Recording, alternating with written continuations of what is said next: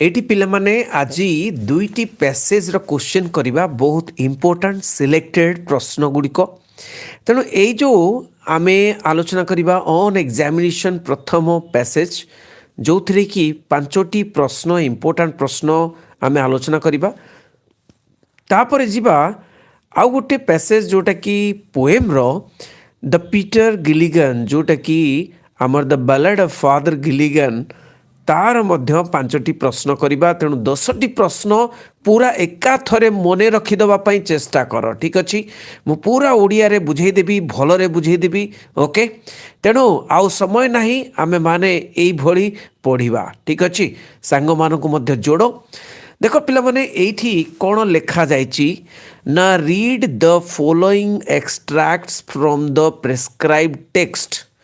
माने तुम prescribe text जो अच्छी माने टेक्स्ट बुक जो अच्छी टेक्स्ट बुक रो एटा होची गोटे एक्सट्रैक्ट माने एटा गोटे गोटे पैसेज एक्सट्रैक्ट माने passage and answer the questions माने ताको पढ़ एवं उत्तर कर बुझी तमें आगुरी कर देइथबो ए प्रश्न गुड़ा बहुत इंपोर्टेंट मुझे जोड़ा करोची आंसर गुड़िक तुम कौन कर खातार लिखिदेव और आंसर गुड़िक लिखिकी से गुड़िक भजिदेव जपिदेव बुझी माने मन रखिदेव जहाँफल कौन हम आउ तुमको ये खोजा पड़ो नहीं आ जो मैंने करें प्रश्न उत्तर बा घोषी नहांती मन रखी नहांती से माने कौन करेंगे ये बाछिकी लिखे किंतु मुझी तुमको क्वेश्चन आंसर बुझेदेवी ऑन एग्जामिनेशन प्रश्न प्रश्न भल भाव बुझा दरकार तापर उत्तर करिपारिबो देख प्रश्न अच्छी how does the writer describe the swimming bath swimming कि हाउ माने कौन ना किपरी हाउ माने किपरी किपरी भावरे राइटर बा लेखक डिस्क्राइब करिसंती बा बुझेइचंती काहाको ना स्विमिंग बाथ को बा से जो स्विमिंग बाथ स्विमिंग करिवा पाई जो गाधुआ घर थिला स्विमिंग बाथ नहीं कि हारो रे जो स्विमिंग बाथ थिला से स्विमिंग बाथ सेठी माने ताकू नहीं करी कौन किपरि बुझेइचंती बुझियोची तेणु उत्तर देखिबा डायरेक्ट उत्तर देखिबा आ खोजिबा नहीं उत्तर कौन अच्छी ओके तेणु उत्तर एठी पिला माने the writer states that states माने कहिचंती द राइटर कौन कहिचंती states that the swimming bath that had two bridges swimming bath जोटा थिला तार दुईटा ब्रिज थिला पोलो थिला एक्रॉस माने कौन एटा जदि स्विमिंग बाथ ओके तो एपटे माने रेस्ट अच्छी एपटे रेस्ट अच्छी माने ए जो ऊपर देकरी जो ब्रिज माने केतटा ब्रिज थिला ना दुईटी ब्रिज थिला across and looked like the bend of a river was the biggest one okay आउ कौन दीटा ब्रिज थिला आउ स्विमिंग बाथटा केमिति देखा जाउथला ना looked like bend of a river जेमति अंका बंका नदी भलिया देखा जाउथला नहीं वाज द बिगेस्ट वन आउ एटा गोटे बहुत बड़ थिला तीनटा जिंस कथा कहैछि जे swimming bath okay swimming bath had two bridges number 1 एटा गोटे across it number 1 द्वितीय रे कहउचंती कौन ना swimming bath was looked like the bend of a river नदीर अंका बंका नदी भलिया देखा जाउची आउ कौन कहचंती 3 नंबर रे कौन कहचंती it was the biggest one माने स्विमिंग बाथ ता बहुत बड़ थिला बुझौची नेक्स्ट प्रश्न देखिबा पिला माने एठी कौन ना नेक्स्ट प्रश्न हो जे how did the boys enjoy their time at the bath माने हाउ माने एमती किपरी किपरी पिला माने बा बॉयज माने पो पिला माने केमिति एन्जॉय करुथले उपभोग करुथले आनंद उठाउथले से समय रे को समय रे एट द बाथ माने स्विमिंग करबा समय रे बा गाधोइबा समय रे केमिति आनंद उठाउथिले नहीं बढ़िया प्रश्न तेणु कौन हम उत्तर देखा द उत्तर हूँ कौन the boys enjoyed their time देख पिला the boys enjoyed their time केमती एन्जॉय करुले समयटा को at the time of bath से गाधेला बेले केमती एन्जॉय करुले by basking between their dips by basking माने खरा पिठिया हवा सूर्य किरण पड़ुची तेणु टिके सुखौले निजको खरारे कौटी बाहर को आसिकी बास्किंग बिटवीन द डिप्स माने डिप्स मारुଥିଲେ ଏବଂ डिप्स मारिबा बिटवीन द डिप्स माने डिप्स मारला परे उठी आसिकी पुणी टिके सुखौଥିଲେ बास्किंग माने टिके शरीर को सुखेबा आ सही समय कौन करुଥିଲେ इटिंग वेरी बिग बन्स से माने बन्स माने गोटे पाउरुटी कह जाए से ब्रेड को खाऊଥିଲେ ऑन द हॉट एस्फल्ट मार्जिन तो एस्फल्ट मार्जिन कौन ना ए जो पत्थर रि जोटा कि आमर जमती रास्ता गुड़ाक जो तैयारी हुए से पत्थर रे तैयारी नहीं कि कौन ये जो मार्जिन मार्जिन माने ये जो कड़ गुड़ाक कौन गाधुआ घर कड़ गाधुआ बा स्विमिंग बाथर कड़ गुड़ाक चारिपटे तो सही कौन करुले से हट आसफल्ट मार्जिन रे से टिके कौन करुले ना बास्किंग करुले टिके रेस्ट करुले बुझी टिके निजको सुखई दौले एमती एंजॉय करुले तापर देखिए नेक्स्ट प्रश्न हूँ कौन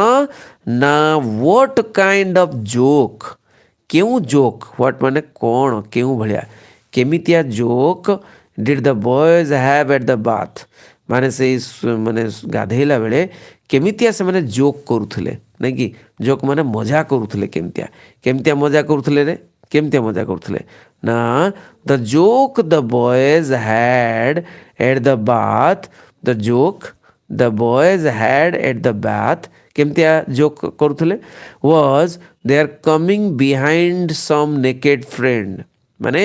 किछि माने नेकेड फ्रेंड माने से माने कौन खोला देहरे माने गाधौले तेणु खोला देहरे जो माने गाधौले नेकेड फ्रेंड थिले तांको पछरे आसिकी छिड़ा हो जिबा और इवन फो कोई भी फो माने शत्रुता कौन शत्रु कि कौन क्या सहित राग रोष अच्छी ओके एंड पुशिंग हिम तेणु तापर कौन ना से माने ठेली दबा इनटू द स्विमिंग बाथ पछरे आसिकी लुचिकी छिड़ा हो एवं स्विमिंग बाथ भितर को ठेली देबा बुझी एटा हूँ मजा तांकर थिला 4 नंबर प्रश्न कौन अच्छी 4 नंबर प्रश्न व्हाट डिड द राइटर कौन what did the writer do to the boy standing in the meditative posture जो बालकटी छिड़ा होता गोटे मेडिटेटिव पोस्चर रे गोटे ध्यानस्थ अवस्था ध्यानस्थ पोस्चर रे छिड़ा होता चुपचाप छिड़ा होता राइटर से पिलाटी को कौन कले राइटर माने लेखक कौन कले नहीं कि तो 4 नंबर प्रश्न उत्तर देखिबा 4 नंबर प्रश्न उत्तर the writer tiptoed behind tiptoed माने पाद चापी चापी की चली गले टिप टोड माने पाद अगरे चलिकी चलिले एवं पछरे जाकि छिड़ा हो गला behind and push the boy holding on to his towel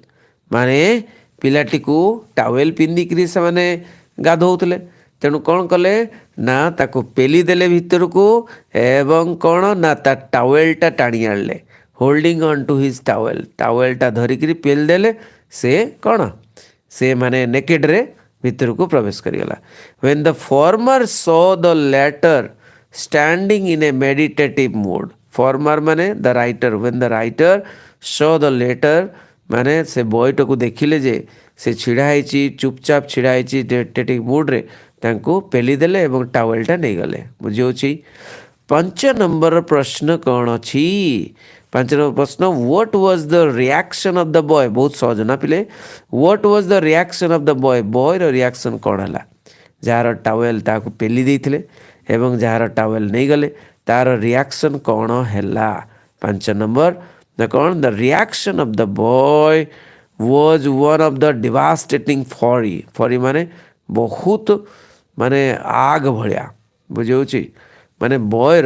was one of the devastating माने ध्वंस प्रिय भलिया ध्वंसाती माने तेमती कि ध्वंस करदब सब बहुत रागी जाइथिला माने it was he was the boy was very angry बुझे तापर देखिबा